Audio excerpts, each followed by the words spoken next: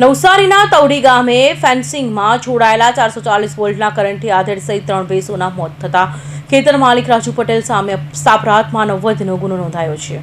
નવસારી જિલ્લાના જલાલપુર તાલુકાના તવડી ગામેથી એક અત્યંત હૃદયદ્રાવક અને ચકચારી ઘટના સામે આવી છે। અહીં ખેતરમાં રખડતા પશુઓથી પાકનું રક્ષણ કરવા માટે ગેરકાયદેસર રીતે ખુલ્લો મુકાયેલો વીજ કરંટ એક આધેડ અને 3 અબોલા પશુઓ માટે કાર સાબિત થયો છે। 440 વોલ્ટની મોટરમાંથી ખેતરની ફરતે કરાયેલી ફિનિશિંગમાં દોડવામાં આવેલા કરંટની ઝપેટમાં આવી જતા છીણમ ગામના 55 વર્ષીય આધેડ અને 3 ભેંસો ઘટના સ્થળે જ કમકમાટી ભર્યા મોત નીપજ્યા છે। આઘાતજનક ઘટનાના પગલે સમગ્ર પંથકમાં રેરાટી વ્યાપી ગઈ છે। આ મામલે પોલીસ દ્વારા ભારતીય ન્યાય સહિતનાની 104 કલમ હેઠળ ખેતર માલિક રાજુ પટેલ સામે સાપરાધ માનવવધ કલમ લગાવી તેમના ધરપકડના ચક્રો ગતિમાન કર્યા છે। રીનાબેન આશીષભાઈ પટેલ તવડી સરપંચ। શું ઘટના બની?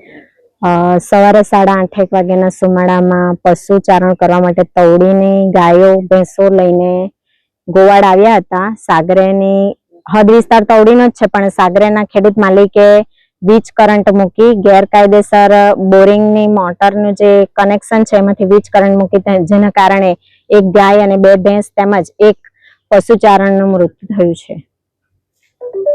પશુઓથી પાક બચાવવા ફિનિશિંગમાં 440 વોલ્ટના લાઈવ કરંટ છોડ્યો હતો। મળતી માહિતી મુજબ તવડી ગામની સીમમાં આવેલા એક ખેતરમાં રખડતા પશુઓ પાકને નુકસાન ન પહોંચાડે તે માટે ખેડૂત ક્રૂરતા અને લાપરવાહીની તમામ હદો વટાવી દીધી હતી।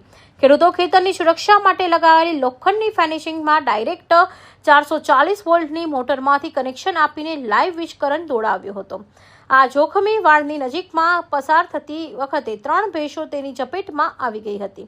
તે જ સમયે ત્યાંથી પસાર થઈ રહેલા નજીકના છીણમ ગામના રહેવાસી વસંતભાઈ રાઠોડ ઉંમર 55 પણ હાલ વોલ્ટેજ કરંટની પકડમાં આવી ગયા હતા। વીજળીનો આંચકો એટલો પ્રચંડ હતો કે વસંતભાઈ અને 3 ભેંસોના ઘટના સ્થળે જ તડપીને મોત નીપજ્યા હતા। મારું નામ યતીન કુમાર કાંતિલાલ રાઠોડ, હરપડે સમાજ સેવા મંડળ નવસારી જલાલપુરમાં હું પ્રમુખ તરીકે કામ કરું છું। ઘટનાની જાણ થતાં અમે ઘટના સ્થળે આવ્યા।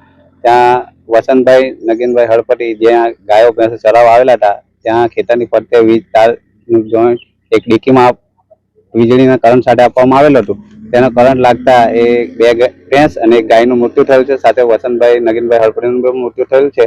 હવે આવી ઘટના બીજી વાર ના બને તે માટે હું એક બધાને જ જાણ કરવા માંગુ છું કે આવી વીજ કરંટ જોડાણ સાથે આ તાર ના જોઈન્ટ કરવામાં આવે કે જેથી કોઈના જીવ જાય। આ ચકચારી ઘટનામાં જાણ થતાં જ મરોલી પોલીસનો કાફલો તાત્કાલિક ઘટના સ્થળે દોડી ગયો હતો। પોલીસે મૃતદેહને પોસ્ટમોર્ટમ અર્થે હોસ્પિટલ ખસેડી કાયદેસરની કાર્યવાહી હાથ ધરી છે। Bureau report, Hind TV news, Surat.